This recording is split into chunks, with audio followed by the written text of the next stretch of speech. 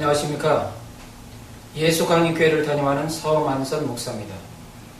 오늘은 요한계시록 10장 말씀을 중심으로 두 증인, 천상의 증인과 지상의 증인에 대해서 말씀드리고자 합니다. 우리가 보통 두 증인이라면 11장에 대해서 주로 이야기하죠. 11장, 두 증인. 그러나 요한계시록 10장에도 두 증인이 나옵니다. 첫 번째, 힘센 천사, 두 번째, 사도 요한이죠. 그래서 힘센 천사는 천상의 증인, 사도 요한은 지상의 증인으로 나옵니다. 그렇다면 천상의 증인인 힘센 천사가 주는 메시지, 의미는 무엇일까요? 먼저 우리가 힘센 천사의 영광스러운 모습을 살펴볼 필요가 있습니다. 힘센 천사는 구름을 입고 있다고 그랬습니다. 구름을 입고 그 머리 위에는 뭐가 있다고 그랬죠? 무지개가 있습니다. 그리고 그 얼굴은 뭐가 비빈다나? 해같이 빛난다고 했어요. 얼굴은 해같이 빛난다. 그리고 그 발은 불기둥 같다고 했습니다. 그래서 한쪽 발은 태양을 받고 한쪽 발은 땅을 밟는다고 했어요. 그렇다면 여러분, 힘센 천사의 크기, 사이즈는 어느 정도 될까요? 당연히 한쪽 발은 태양을 받고 한쪽 발은 바다를 밟았기 때문에 그 크기는 지구 이상의 크기라고 우리가 생각해 볼 수가 있죠. 지구 이상의 크기. 흔히들 많은 신학자들은 이 힘센 천사의 모습이 예수님의 영광의 모습과 흡사하다고 해서 힘센 천사를 예수님이라고 해석하는 신학자들이 있습니다.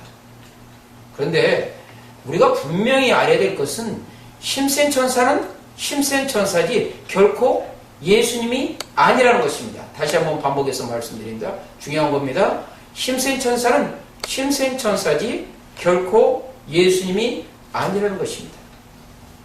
그렇다면 왜 힘센 천사가 이 지구의 크기로서 영광스러운 모습으로 사도 요한에게 보여졌을까요? 거기는 중요한 의미가 있다는 것이죠. 자, 힘센 천사는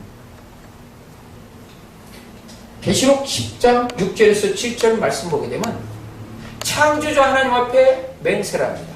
창조주 하나님께 맹세를 합니다. 어떤 맹세를 할까요? 하나님의 그 심판이 지체하지 않는다. 하나님의 그 비밀이 반드시 이루어진다. 속히 이루어진다고 맹세한다는 것이죠. 그 맹세의 모습이 어떤 것을 가리키고 있다? 바로 증인의 모습이에요. 증인. 사도 요한에게 그것을 분명히 증거하고 있어요. 하나님의 그 비밀이 지체하지 않고 반드시 이루어진다. 그 메시지, 핵심에 대해서 힘센 천사가 증거하고 있고 증언하고 있다는 것입니다. 자, 생각해 보셔요. 사도 요한으로 봤을 때는 지구 크기, 영광의 예수님 모습과 흡사한 힘센 천사를 봤을 때, 힘센 천사의 스스로 능력, 자체적인 능력을 가지고도, 힘센 천사의 스스로 능력, 자체의 능력을 가지고도 바로 심판을 행할 수 있다. 그런 신뢰감을 줄 수가 있다는 것이죠. 그런데 여기서 중요한 것은 힘센 천사의 태도입니다. 힘센 천사는 자기 스스로 자체적인 능력을 가지고 심판을 할 수 있다. 그렇게 이야기하는 거 아니에요. 내 능력이 아니라 누구다? 창조주 하나님께서 심판을 행하신다. 하나님께서, 창조주 하나님께서 심판을 행하심을 통해서 그 비밀이 지체하지 않고 반드시 이루어진다라고 증언하고 있어요. 그래서 힘센 천사는 뭡니까? 천상의 증인입니다. 자, 보셔요. 이 그림과 같이처럼 사도 요한이 지구 크기의 힘센 천사, 영광의 모습을 봤을 때 어떤 것을 가져? 신뢰감을 가져요.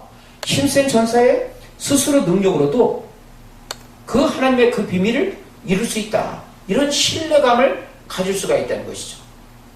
그런데 힘센 천사는 아니야. 내 능력이 아니야. 하나님의 그 비밀을 이루는 것은 내 능력이 아니라 누구의 능력이다? 바로 창조주의 하나님의 능력이다. 모든 것을 누구한테? 하나님께 높이는 거죠. 그렇다면 사도 요한이 봤을 때 심센 천사가 신뢰감이 있다면 사도 요한이 창조주 하나님에 대해서 신뢰감은 어때요? 헤아릴 수 없지 뭔가 무한대, 완벽하다는 것이죠. 바로 그것을 심센 천사가 창조주 하나님과 심센 천사를 비교함을 통해서 그 하나님의 무한한 영광, 영원한 영광을 증거하는 증인의 역할을 한다는 것이죠. 그래서 심센 천사는 누구다? 천상의 증인이다. 천상의 증인이죠.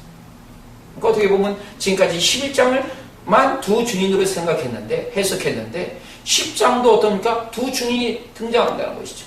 심센 천사인 천상의 증인과 지상의 증인 누구입니까? 사도 요한. 자, 이제 다음으로 사도 요한, 지상의 증인 사도 요한이 어떤 증인의 모습을 보였는가 우리가 살펴봅니다. 자, 하늘에서 음성이 들려왔을 때 사도 요한 보고 그 심센 천사의 손에 있는 작은 두루마리를 취하라. 작은 두루마리. 그때 사도 요한은 전적으로 순종한다. 전적으로 순종해서 작은 두루마리를 취한다고. 자, 보셔요. 사실 만약 여러분 같으면 이 지구의 크기에 심센 천사의 손에 있는 작은 두루마리를 그것을 취하라고 했을 때 쉽게 거기에 순종하겠습니까? 아니죠. 두려움이 있죠. 무섭죠.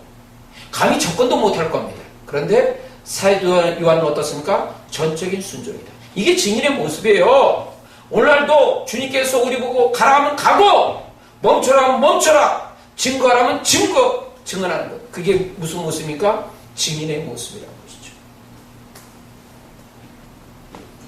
그러면 이 작은 두루마리의 내용은 무엇일까? 컨텐츠의 내용은 무엇일까?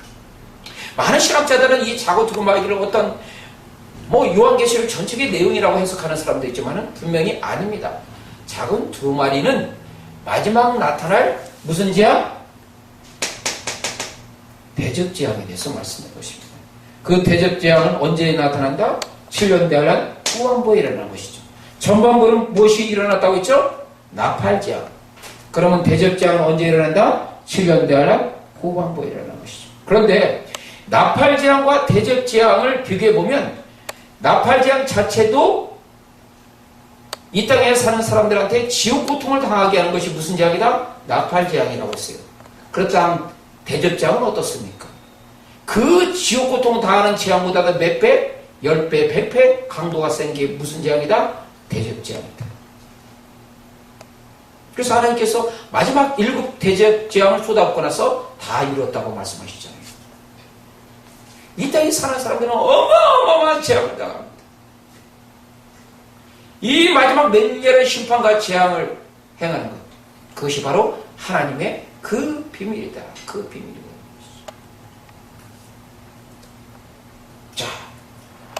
자, 사도 요한에게 뭐라고 하죠? 그 작은 두루마리를 먹으라. 사도 요한이 즉각적으로 순종해서 먹습니다. 입에는 꿀송이처럼 답니다. 왜 그러죠? 하나님의 말씀이니까 당연히 꿀송이처럼 달죠.